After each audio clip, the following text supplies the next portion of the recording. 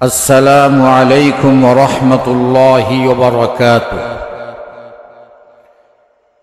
বিসমিল্লাহির রহমানির রহিম।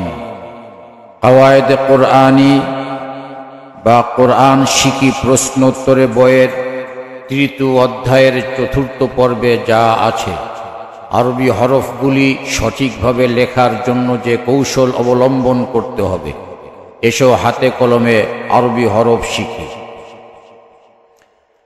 আরবি হরফ সঠিকভাবে লেখার জন্য যে কৌশল অবলম্বন করতে হবে, প্রথমে ৩টি দাগ টেনে ২টি ঘর করবে।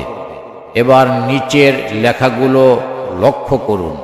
কোন কোন হরফ ১ নং দাগ থেকে ২ নং দাগ পর্যন্ত, কোন কোন হরফ শুধু ২ নং দাগের উপর, এবং কোন কোন হরফ ২ নং দাগ থেকে ৩ নং দাগ পর্যন্ত বিস্তৃত। ১ নং দাগ থেকে ২ নং দাগ পর্যন্ত ৫টি হরফ নিচে স্ক্রিনে আপনারা দেখতে পাচ্ছেন। শুধু ২ নং দাগের উপর ৮টি হরফ, ২ নং দাগ থেকে ৩ নং দাগ পর্যন্ত ১৬টি হরফ। নিচের ছকটি লক্ষ্য করুন।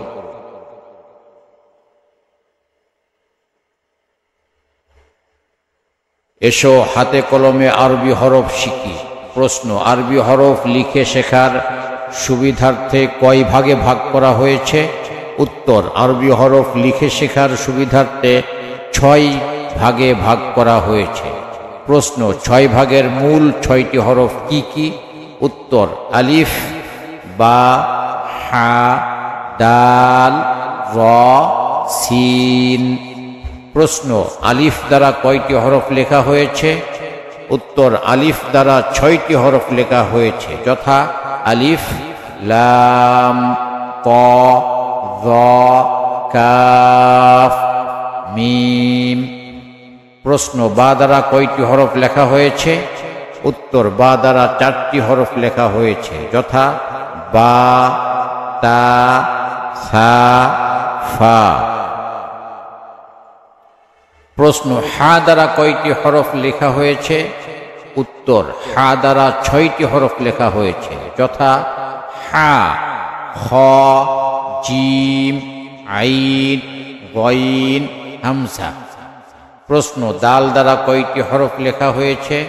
উত্তর: দাল দ্বারা ৩টি হরফ লেখা হয়েছে, যথা দাল, দাল, হা।